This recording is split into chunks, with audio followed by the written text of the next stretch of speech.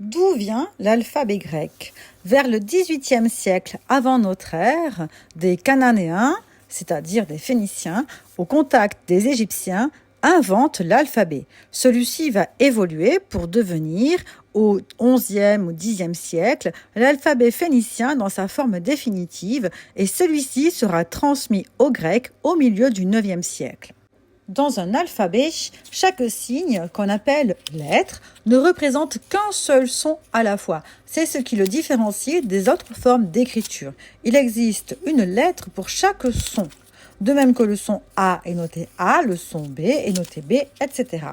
Les premiers alphabets cananéens et phéniciens étaient purement consonantiques. Ce sont les Grecs qui, lorsqu'ils ont emprunté l'alphabet cananéen-phénicien, ont inventé la notation des voyelles. Les alphabets hébreux et arabes d'aujourd'hui sont encore consonantiques.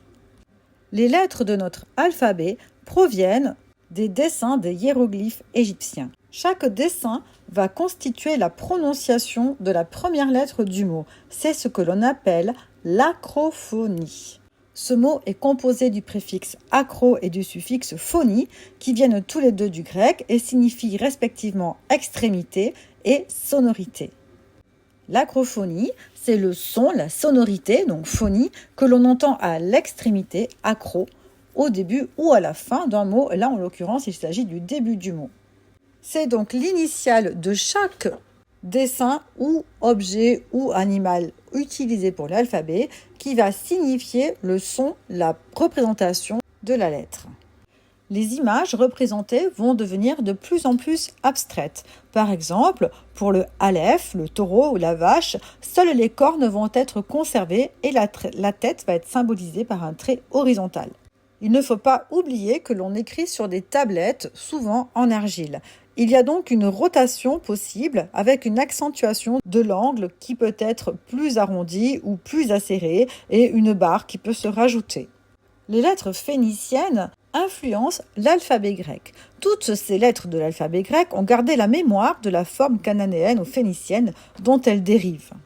L'alphabet grec a inspiré d'autres alphabets, comme l'alphabet cyrillique ou l'alphabet géorgien utilisé en Russie. Mais le plus important, c'est sa transmission durant le premier millénaire avant Jésus-Christ, à la fois aux Étrusques et aux Latins qui habitaient en Italie. Certains historiens disent d'abord aux Étrusques, puis aux Latins. Tous ces peuples empruntèrent l'alphabet au grec, sans doute pour des raisons commerciales. On n'est pas tout à fait sûr de cela. Beaucoup d'objets étrusques montrent que cette civilisation était extrêmement brillante, mais on a retrouvé très peu de documents écrits dans leur langue. Très souvent, on commençait les textes de la gauche vers la droite et on reprenait de la droite vers la gauche, c'est-à-dire que l'on écrivait en boustrophédon, comme un bœuf fait son sillon. Ce sont les latins qui ont imposé d'écrire de gauche à droite en reprenant les 20 lettres étrusques et en rajoutant 3 autres lettres. Les lettres Y et Z furent des ajouts tardifs à partir de l'alphabet grec pour noter les mots empruntés au grec.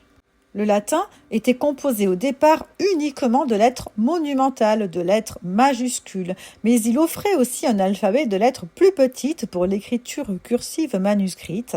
Elles sont devenues nos minuscules. On dit d'un alphabet qui possède ces deux types de lettres qu'il est bicaméral. Avec la conquête romaine, puis la chute de Rome en 410 après Jésus-Christ, avec la diffusion du christianisme, cet alphabet latin s'est répandu dans toute l'Europe. Il a servi à copier et recopier les lettres de la Bible latine, à en écrire les commentaires, à rédiger des traités en tout genre, pour devenir l'outil de diffusion et de transmission des savoirs, aussi bien religieux et profanes que nous connaissons.